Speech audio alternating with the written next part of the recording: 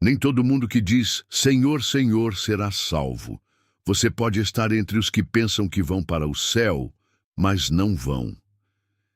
Jesus deixou claro: muitos serão pegos de surpresa no dia do julgamento.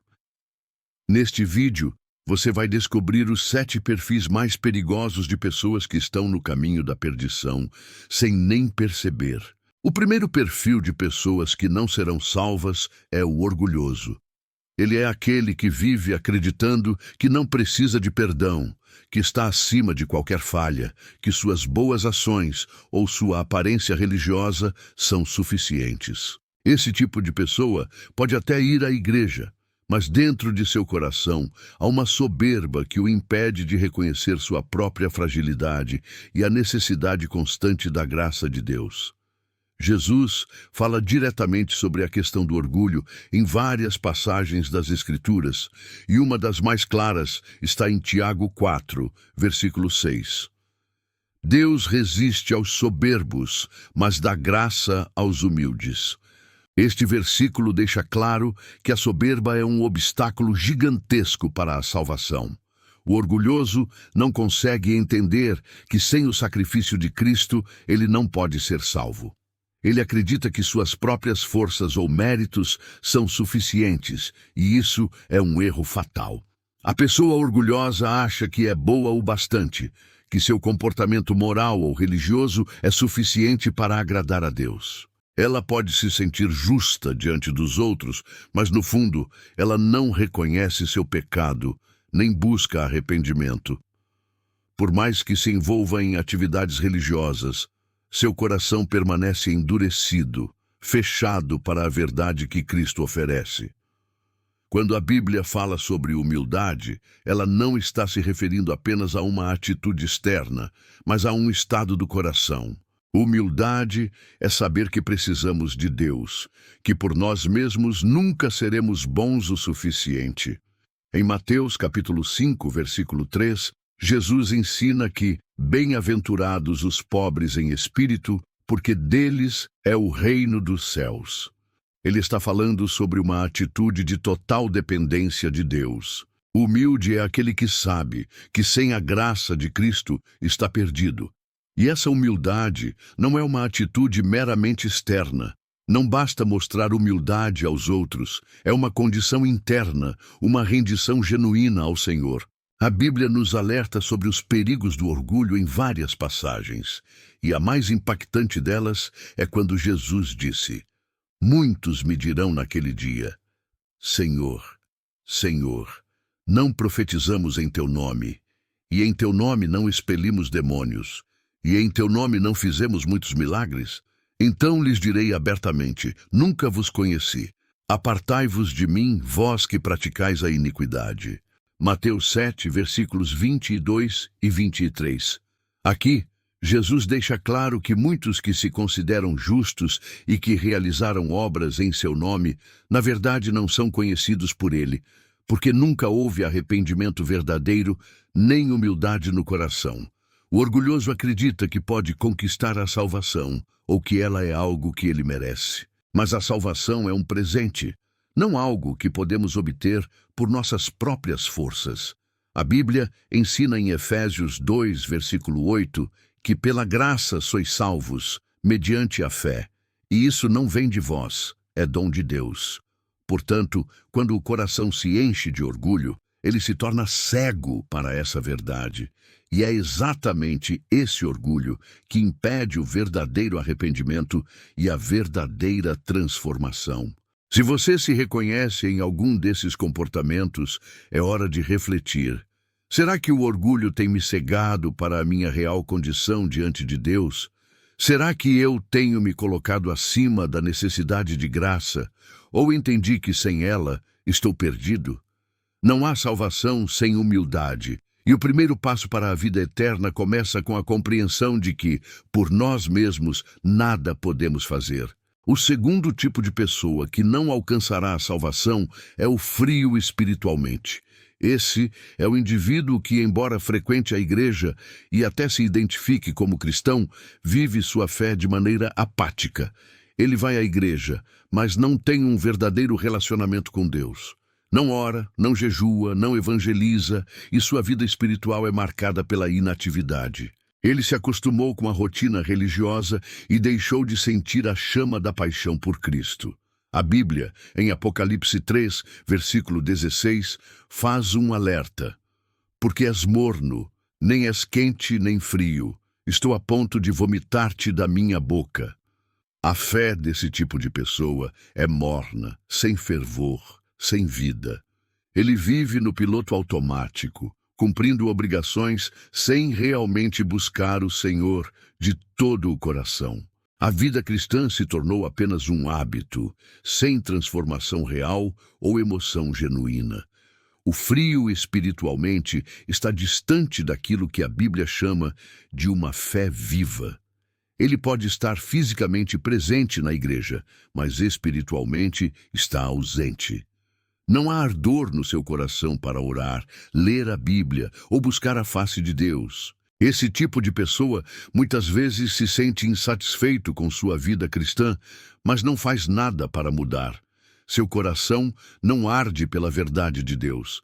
Sua fé se tornou apenas um rótulo, um status social ou uma rotina cultural, sem um impacto profundo na sua vida. Essa condição espiritual é extremamente perigosa. O frio não sente a dor de sua condição e, por isso, não busca mudança. Ele acha que está bem, mas está se afastando cada vez mais da salvação. O Senhor Jesus nos chama a termos um relacionamento vibrante e pessoal com Ele, a buscá-lo de todo o nosso coração. O frio espiritualmente já perdeu essa busca, e por isso a salvação lhe escapa. O frio espiritualmente vive em uma zona de conforto, onde ele se sente suficiente para continuar sua jornada sem a necessidade de transformação.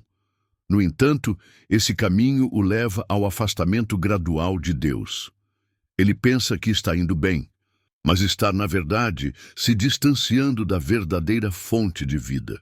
É importante lembrar que uma fé morna não é apenas uma falta de ação, é uma falta de paixão, de um compromisso real com Deus. Deus não quer nossa rotina religiosa sem sentido. Ele quer corações ardentes que o busquem em espírito e em verdade. Para aqueles que estão vivendo como o frio espiritualmente, o tempo de mudança é agora. Se não houver um despertar espiritual, o juízo virá como uma surpresa e a salvação estará além do alcance. O terceiro perfil de pessoa que corre o risco de não alcançar a salvação é o religioso hipócrita. Esse tipo de pessoa conhece a Bíblia, conhece os ensinamentos cristãos e muitas vezes até ocupa uma posição de liderança na igreja. No entanto, sua vida não reflete os princípios que ele prega. Ele é rápido em apontar os pecados dos outros, mas vive escondendo seus próprios erros, criando uma fachada de santidade que não existe em seu coração. Jesus disse, em Mateus 15, versículo 8, que este povo me honra com os lábios, mas o seu coração está longe de mim. O religioso hipócrita tem uma aparência de piedade, mas sua vida está longe da verdade. Ele se preocupa mais com o que os outros veem do que com o que Deus vê. Está mais interessado na aparência e em manter uma boa reputação dentro da comunidade do que em viver a verdadeira fé. Seus atos são feitos para agradar aos homens, mas não a Deus. A hipocrisia é um dos maiores obstáculos à salvação, pois impede que a pessoa se arrependa genuinamente e se entregue totalmente a Deus. O religioso hipócrita não se vê como pecador, mas como alguém que tem o direito de julgar os outros, ignorando suas próprias falhas. Ele vive com uma máscara, escondendo a verdadeira condição do seu coração.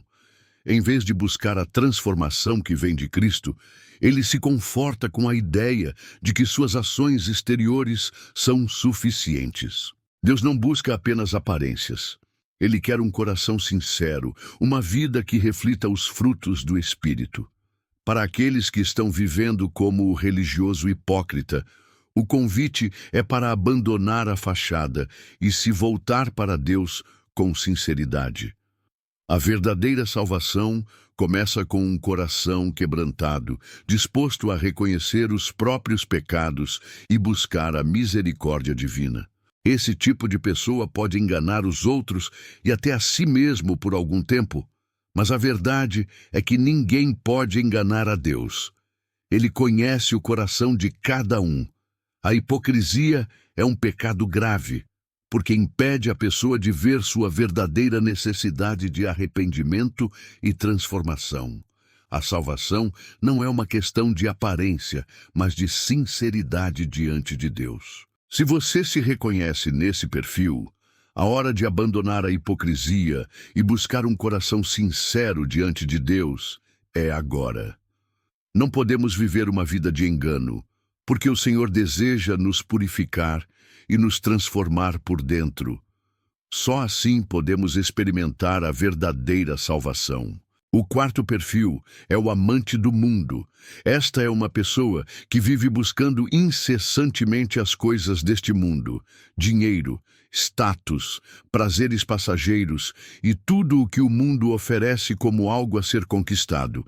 Ela está tão absorvida pelos desejos materiais e pela busca de reconhecimento que se esquece de buscar a Deus. O amor por tudo o que é temporário ocupa seu coração.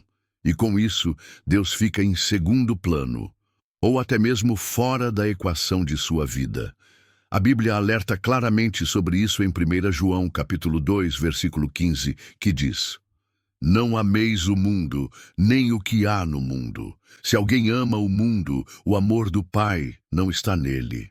Isso significa que quando colocamos as coisas do mundo acima de Deus, estamos fazendo uma escolha consciente de servir a outro Senhor.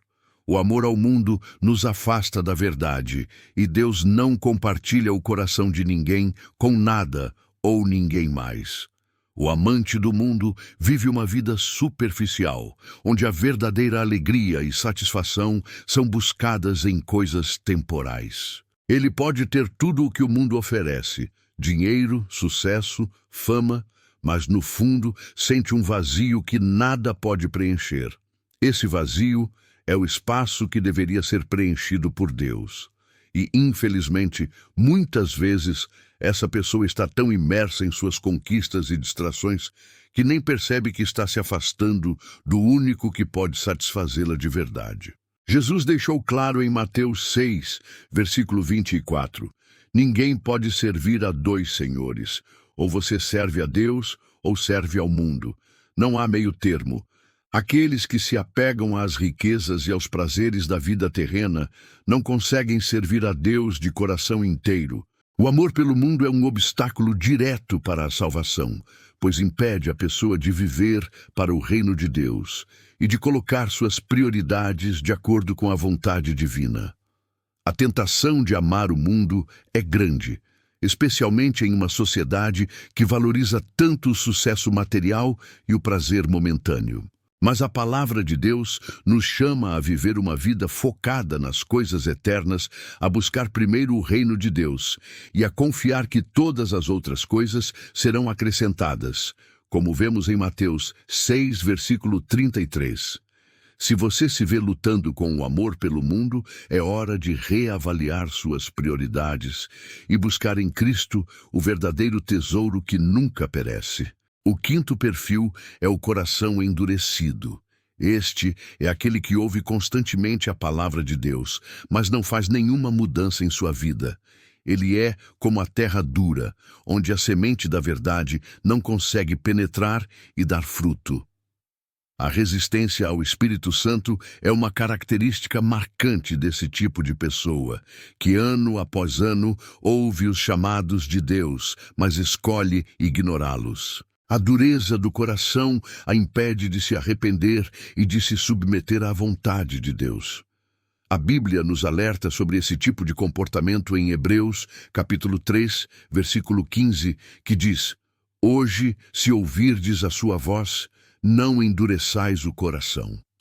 A voz de Deus continua a chamar, mas a cada vez que ignoramos seu chamado, o nosso coração se torna mais endurecido, mais distante. Esse é um processo gradual, que pode levar uma pessoa a se afastar ainda mais de Deus e da salvação. O que era um pequeno deslize, se não tratado, acaba se tornando uma escolha constante de resistência ao Espírito Santo. A grande tragédia de um coração endurecido é que ele já não sente mais o peso da convicção do pecado. A pessoa se torna insensível à graça de Deus e à necessidade de mudança. Como um bloco de pedra, o coração se torna impermeável à obra transformadora do Espírito Santo. E com isso, o tempo da graça vai passando, enquanto a pessoa continua se afastando daquilo que é mais importante, sua relação com Deus. Apocalipse, capítulo 3, versículo 20, nos diz: Eis que estou à porta e bato. Se alguém ouvir a minha voz e abrir a porta, entrarei em sua casa e cearei com ele, e ele comigo. Deus continua batendo à porta do coração, mas se não ouvirmos e abrirmos, Ele não forçará a entrada. O coração endurecido prefere viver em rebeldia do que permitir que Deus o molde. E assim, o juízo vem como um ladrão, silencioso e inesperado. Portanto, é essencial que, enquanto há tempo, sejamos sensíveis à voz de Deus. Não devemos deixar que o endurecimento do coração nos afaste daquilo que Ele tem para nós. O arrependimento deve ser uma prática diária, para que o nosso coração não se torne como pedra, mas permaneça mole, aberto à ação de Deus, pronto para ser transformado. O sexto perfil é aquele que vive no pecado deliberado.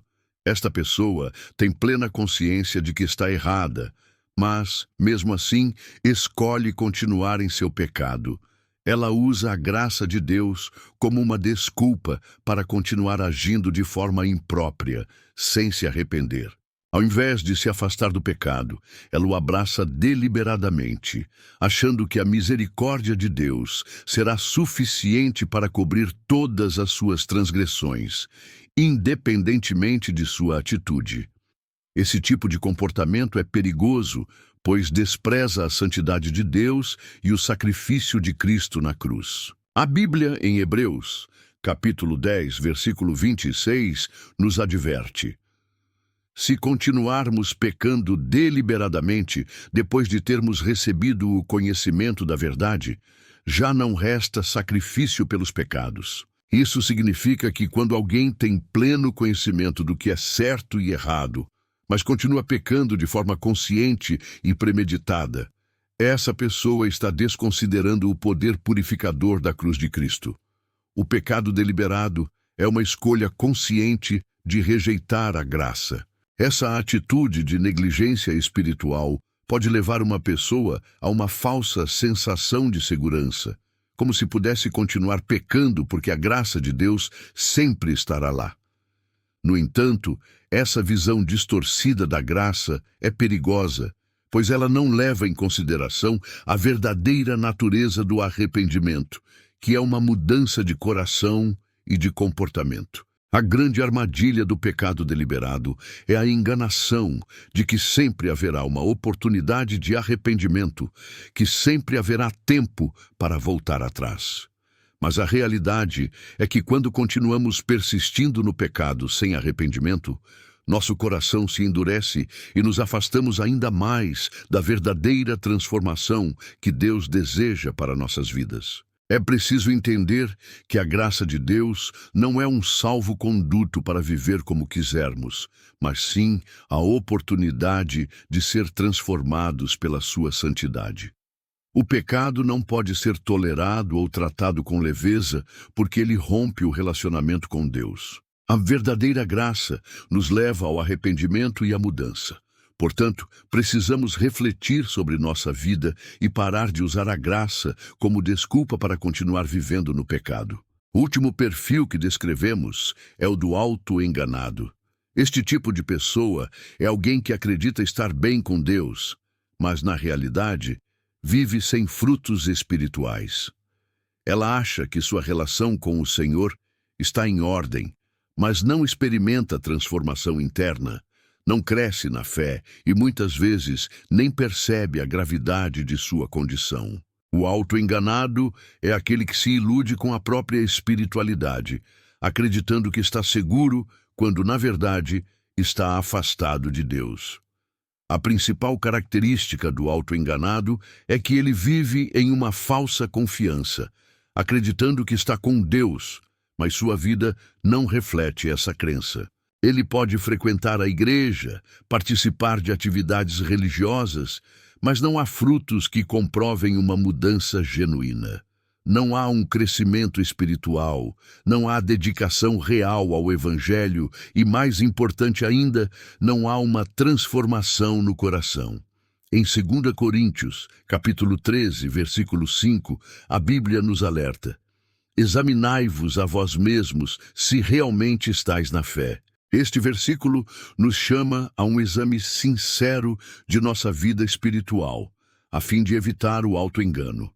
Muitas vezes, as pessoas se iludem com a aparência externa de religiosidade, sem perceber que a verdadeira fé se reflete nas atitudes diárias e na busca pela santidade.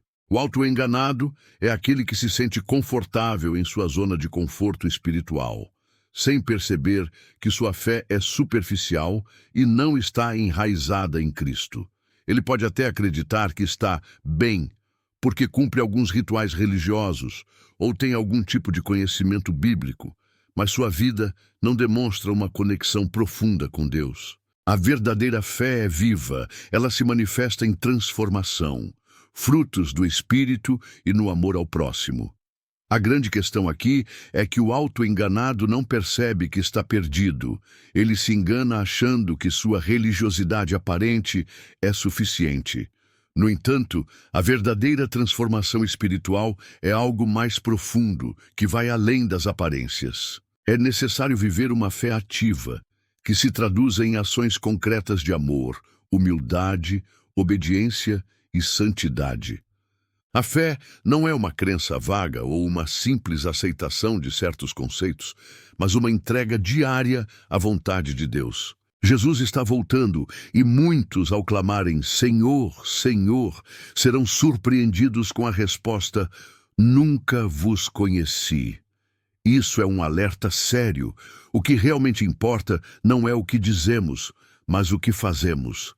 Estamos vivendo a vontade de Deus em nossas vidas? Hoje é o dia para refletir. Será que estou preparado? Não há mais tempo para adiarmos nossa verdadeira entrega a Cristo.